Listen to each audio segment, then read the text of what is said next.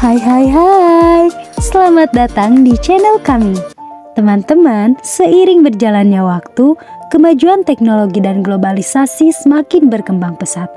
Hal ini dapat menimbulkan terjadinya keberagaman budaya di seluruh dunia, termasuk di Indonesia.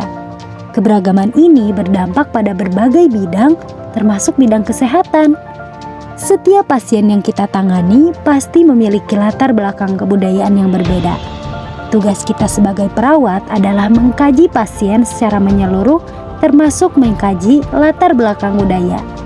Hal ini tentunya untuk membuat asuhan keperawatan yang kita berikan berjalan secara efektif serta bisa memberikan pelayanan yang memuaskan bagi pasien. Nah, pada video kali ini kami akan membahas tentang 7 faktor pengkajian transkultural nursing. Apa aja ya 7 faktor tersebut? Yuk tonton videonya sampai habis. Yang pertama ada faktor teknologi. Faktor ini menekankan pada teknologi yang sedang atau akan diberikan kepada pasien. Hal yang perlu dikaji pada faktor ini adalah persepsi sehat sakit, kebiasaan berobat, alasan mencari bantuan kesehatan, alasan klien mencari pengobatan alternatif, persepsi klien tentang pemanfaatan serta penggunaan teknologi untuk masalah kesehatannya. Kita bisa mulai dengan bertanya kabar, keluhan pasien, dan juga respon klien terhadap pemanfaatan teknologi. 2. Faktor agama dan falsafah hidup. Faktor agama tentu bisa mempengaruhi praktik kesehatan seseorang.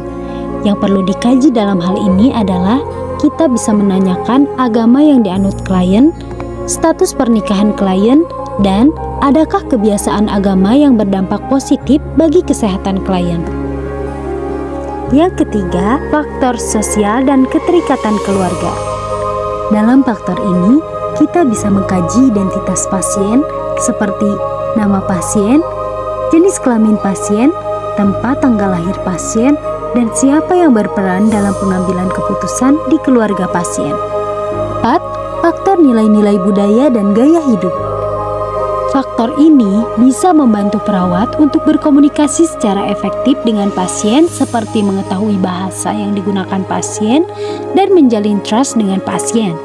Hal yang perlu dikaji pada faktor ini adalah bahasa apa yang digunakan pasien, bagaimana kebiasaan pasien tentang kebersihan dirinya, adakah makanan pantangan dalam kebudayaan pasien, dan bagaimana persepsi pasien terhadap penyebab penyakitnya.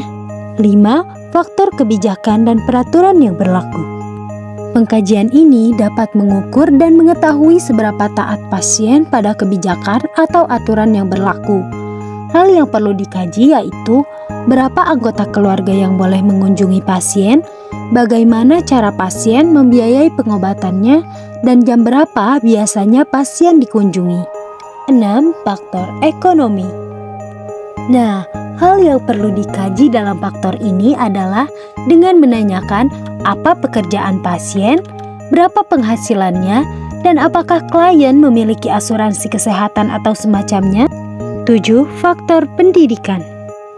Nah, yang terakhir yang tidak kalah penting adalah faktor pendidikan.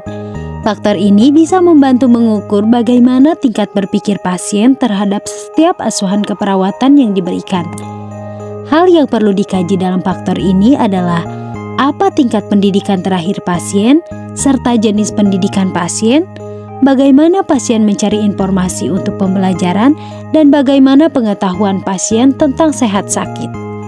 Nah, itulah pembahasan mengenai faktor yang bisa kita kaji dalam transkultural nursing.